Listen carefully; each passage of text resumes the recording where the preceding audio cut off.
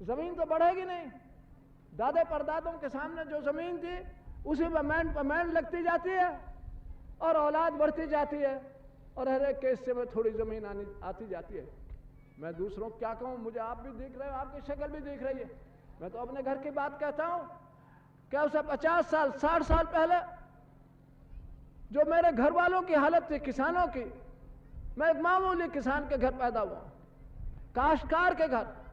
کچھ ایسا ریاست تھی بلند شہر کی, ان کی زمین میرے باپ پہ میرے خاندان والوں پہ تھی 10 ایکڑ. تو اس وقت مجھ کو یاد پڑتا ہے میرے تاؤ کے لڑکے جو میرے بھائی لگتے تھے اور سب ہمارے بہو بیٹیاں, سب کے چہرے پر رونق, سب کی تندرستی اچھے. گھوڑی وغیرہ بھی ایک آدھ ہم رکھتے تھے, گھوڑی بھی بیل کی بھی تندرستی اچھی, گائے بھینس بھی اچھی. آج وہی لڑکے ان کے میرے تاؤ میرے بھائی تو دونوں وہاں رہتے نہیں, لیکن جو میرے تاؤ کے پوتے اور پڑ پوتے جو میرے پوتے لگتے ہیں, ان کی شکل دیکھتا ہوں تو مردہ, کالا رنگ, جسم میں کوئی طاقت نہیں, چہرے پر رونق نہیں, کپڑے اچھے پہننے کو نہیں ملتے, پینے کو دودھ نہیں ملتا. کیوں کہ زمین اب 2 ایکڑ رہ گئی بجائے 10 ایکڑ کے. تو یہی گاؤں کی ساری بٹھا, اور اس کو کہتا ہے شہر والا کہ مالدار کسانوں کو فائدہ پہنچانا چاہتا ہے چرن سنگھ کھاد کی قیمت کم کر کے.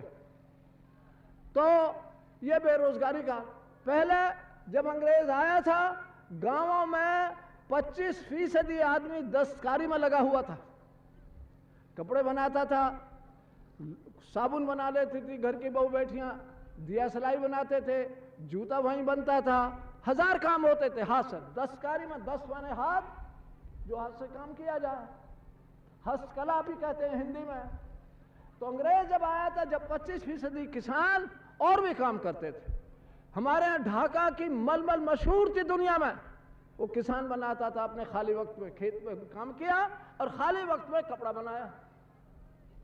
انگلستان میں جاتا تھا اور انگلستان کے لوگ اپنے ملک کے بنے ہوئے کارخانے کے مقابلے میں ہندوستان کے بنے ہوئے ہاتھ کے کپڑے کو پسند کرتے تھے اور خریدتے تھے. تو دوسرے روزگار تھے, اب دوسرے روزگار سب ختم ہو گئے. کسانوں کی تعداد پہلے 60-100 میں وہ 72 ہو گئی, اور دستکاروں کی تعداد 25 تھی, اب سب کارخانے میں لگے ہوئے, تھوڑے بہت دستکار بندے ہیں, ان کی تعداد مل کر کل 9 رہ گئی. 25 سے 9, 60 سے 72, دیش غریب ہو گیا. باوجود لاکھوں موٹر کاروں کے, جو بڑے بڑے شہر میں بڑے بڑے لوگوں کے پاس ہیں, کیول بہت فریج جس میں سامان رکھا جا سکتا ہے, اگر گرم چاہتے تو گرم رہے گا, ٹھنڈا چاہتے ہو ٹھنڈا رہے گا, ایسی مشین ہوتی ہے. اور یہ ریڈیو اور ٹیلی ویژن سیٹ اور گگن چمبی بڑی بڑی عمارتیں بنی ہوئی ہیں دلی میں, بمبے میں.